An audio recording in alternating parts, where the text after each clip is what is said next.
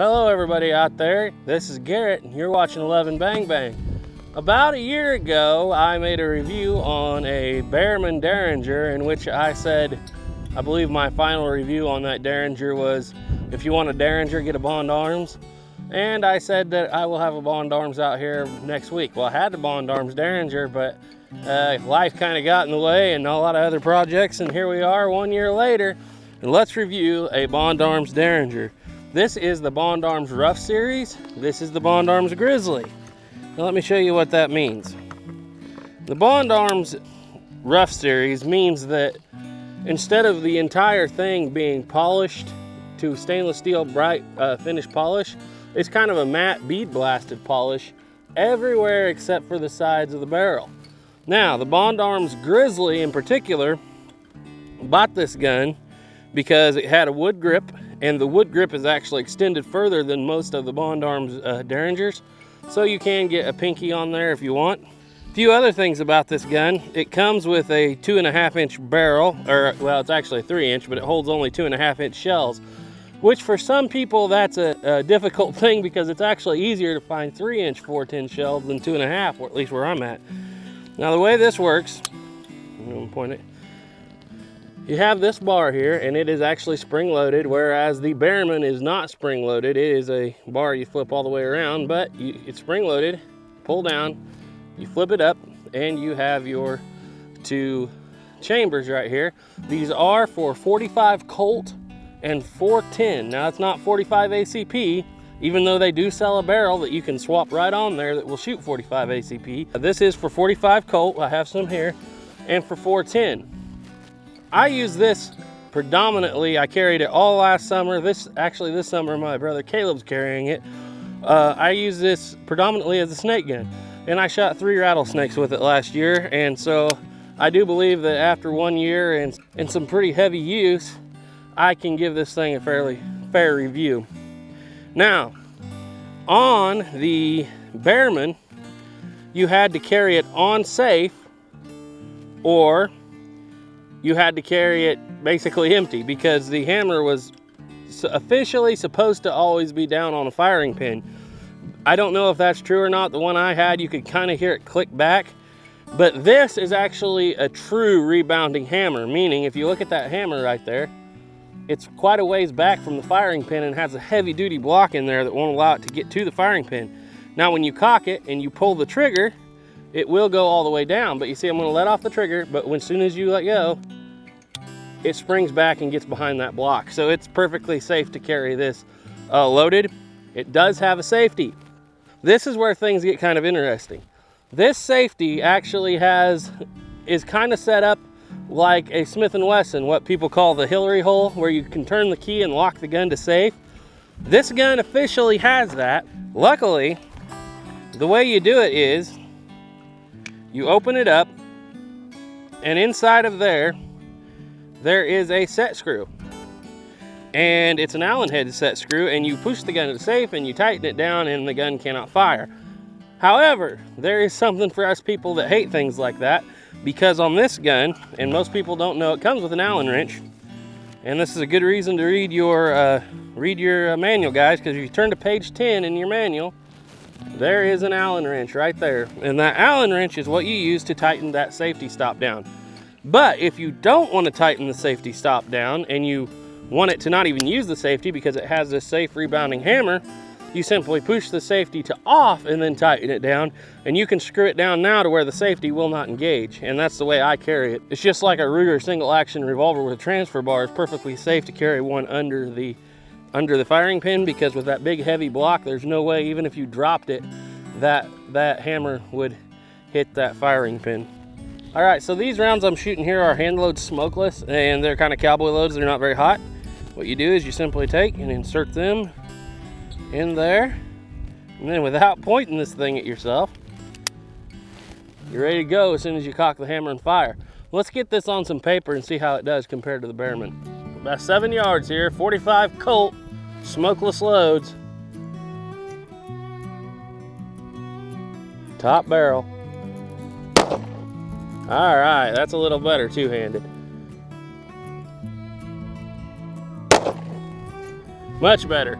All right, I think two-handed might be the trick. And the reason that is because this trigger, even though it's not as bad as the Behrman, still is not what you would consider a target trigger.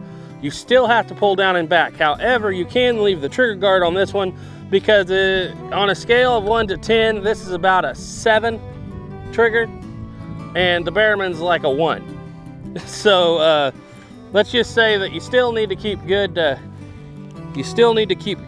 control of it, because even with those loads, it does move a little. All right, let's move up and take a look at what we did there.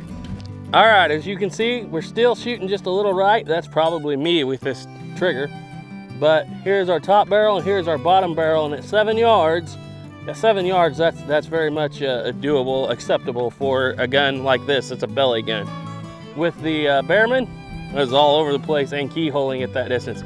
All right, let's step back and put some 410 shells right up here in his face. Let's pretend like this is a snake's head. Now, before I start this, let me explain to you why this gun is so important around here, even if it's not, you know, the most accurate. I'm back here now at about 4 yards. This gun is a snake killing machine at the right distances. And before you ask me, why would you want to kill snakes? Wouldn't you just leave them alone and let them go their way? Most of the time I do in a lot of situations, but if you look around you at this red dirt and stuff you see in the background, we have a big problem with rattlesnakes here. Even here on the range last summer, if you guys watched Ethan's Fusey Chase video, flintlock video, he was right up here shooting and he had a snake come. He was walking up there to pick up targets and run into a snake right up there in that. And he swung that Fusey Chase stock at it because of course it was empty, and he broke his stock on that rattlesnake, but killed the snake. The most snakes we have ever killed here, not in a den, just in different places, is Ethan killed 13 in one day. So yeah, there are a lot of them around here, and this little video here will show you why we need to eradicate them when we find them. All right, for those of you that are wondering why we shoot rattlesnakes when we see them, I'll have the explanation right up here. This gal, I've been checking on her every couple days. She had a bad snake bite on her front shoulder. Pardon the wind. I've been checking on her every few days, and she kind of drug herself off of where she was. We doctored her. Didn't seem to do any good.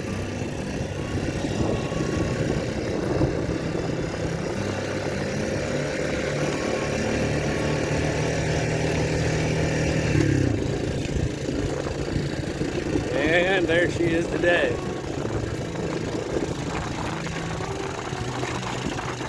Yeah, I'm not gonna get too close. She's dead. It did finally get her. The coyote's been chewing on her. But anyway, that's what we deal with snakes up here in this country. And yeah, when we find them, we eradicate them. That's very hard on livestock, especially if it's a young cow. Go back and shoot. All right, so now you see why we have to deal with them. If we moved them, they would just be an issue somewhere else to somebody else's cattle. So, I mean, unless we moved them maybe 150 miles and don't have time to do that. Like I said, we're overrun with them. So, this is a snake slaying machine in its limits. I killed 3 snakes with it last summer. The thing is, you can't really be 10 yards away, and you have to know your shot and your shot pattern. This has that little 1/2 inch of rifling in it, and that tends to throw the shot into a spiral. If you have more BBs, you're gonna do a lot better. So last summer I was really carrying 7.5 shot, which is bigger BBs, but less of them. Then we moved on to a number 9 shot, and that seems to work pretty good. Let's give number 9 shot a test at 4 yards. Now pretend that top white spot there in his head is a snake's head. Let's see if we get any in the bullseye. This is actually pretty lengthy distance for shooting a snake.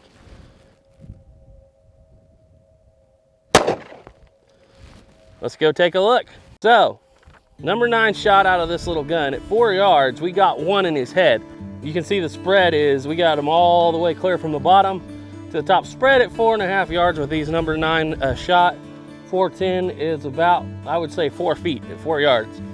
So, if we're gonna have to do better than that, let's move it up.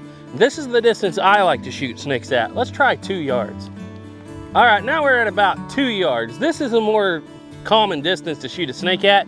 You don't generally even see them until you're about this close. And this is actually outside of the danger zone. So 2 yards, let's pretend like that is its head again. Now we're talking. Let's go up and take a look. This time, if that's the snake's head, we have 3 of our BBs, because the first one, as you'll recall, was from the first shot. 3 BBs right in the head, and he has taken a lot to the body. This is a decent pattern right here. 2 yards is about the distance you want to go for snakes. 6 feet, which, like I said, is completely a reasonable distance. Now, we're not going to shoot a lot of these shells because they are like gold these days, but let's step it up to 1 yard and see how tight we get. All right, so the reason we're doing 1 yard is a lot of people like to think about using this gun for car protection. Carjackers coming at you at a grand total of about 2 feet, right through the window glass. Somebody's trying to break through your window with a crowbar. You need to have something, and a lot of people actually use these Bond arms. Most of the time they're going to be loaded with 45 Colt or 410 buckshot, but should you have number 9 birdshot and his head is right there at your face, you know, 1.5 feet away, you can still do a pretty nasty job on him with just birdshot, and you won't cause a lot of collateral damage to anybody that might be behind him. I like how Jeff Quinn said it best. If he survives, he can learn to breed Braille in prison. So, you know, birdshot, especially if you're in a car distance, a foot or 2, that number 9 birdshot's no joke. It's going to be bad news for him. We got one more load to test. You say we shot smokeless, we've shot the 410. What could be left? How about a plowboy load? 40 grains of 3F GoX black powder with a 255 grain bullet on top. In a 7.5-inch Colt, they will recoil your gun straight up in the air. Let's see what they'll do in this little gun. All right, guys, plowboy loads. If you want to know more about them, go check out Plowboy's Ghost channel. Like I said, these things are really moving on hot rounds. We're going to shoot them one-handed, because that's what real men do. Oh, yeah. Woo! Most of the time when I'm shooting these, I just let the pistol recoil and do its thing. On this one, I kind of held back and I got some hammer bite from it. This time, I'm just going to let it recoil and do its thing.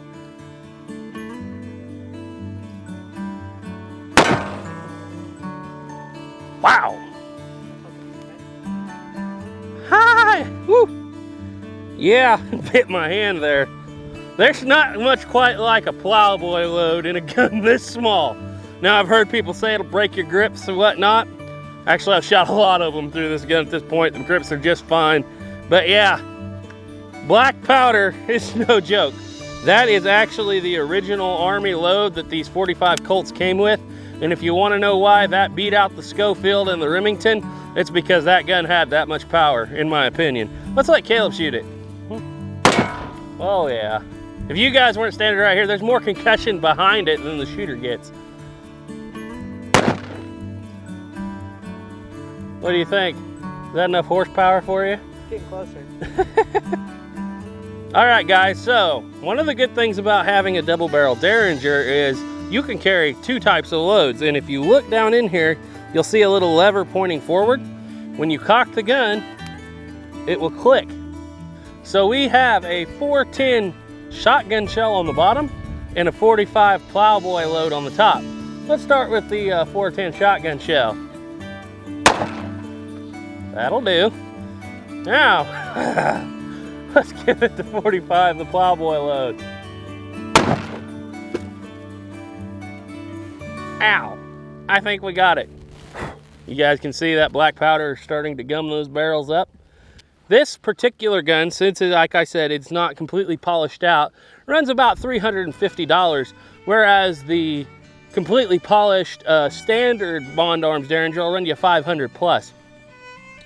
You can get them all the way up to $700, $800. The thing is, you can get it in 45 Colt, 9mm, or you can buy the base gun and just buy the barrels to switch them out. All you do is take your Allen wrench, unscrew that, switch barrels. And 45 ACP barrels would be awesome, I think. 9mm might be a little weak in this short barrel. I don't know. You can get it all the way up to, you know, 45. They used to make a 44 Magnum, and they still do make a 357 Magnum. You're not getting a lot from these short barrels. However, you can get this thing all the way with a 6-inch barrel.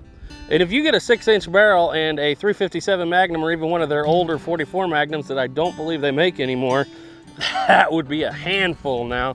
And they are so well built, I think they would deal with pretty hot loads. You're not supposed to load plus P. I think they would handle it, but I won't say you should do that. All right, so 2 more 410 shells.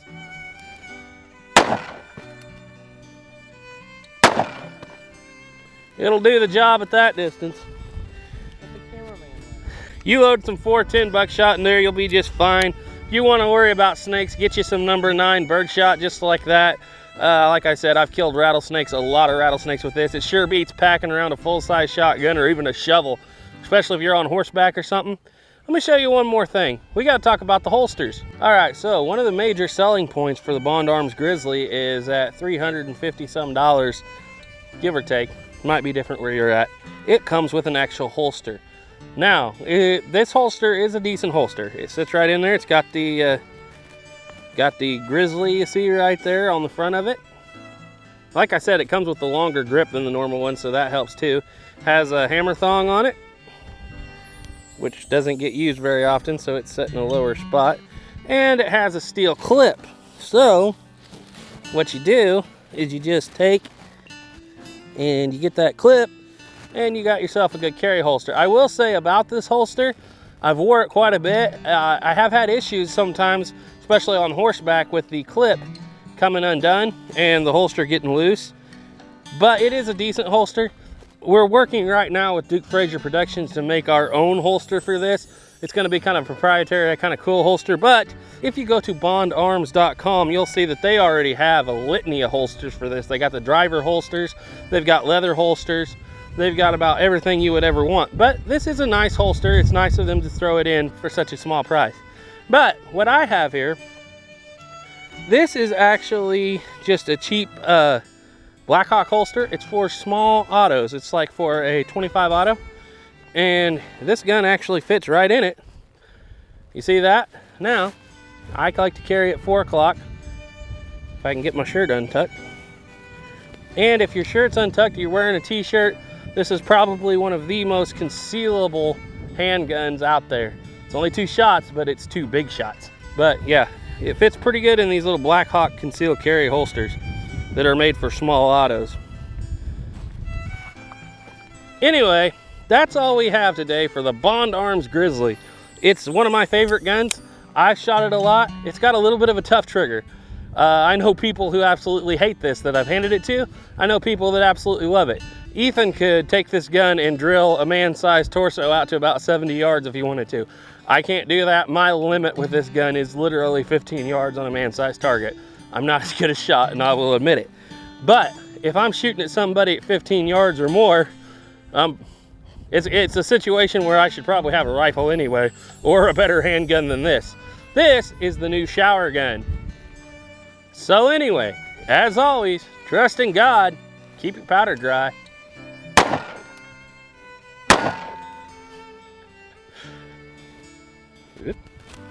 Bye. Hey, you guys playing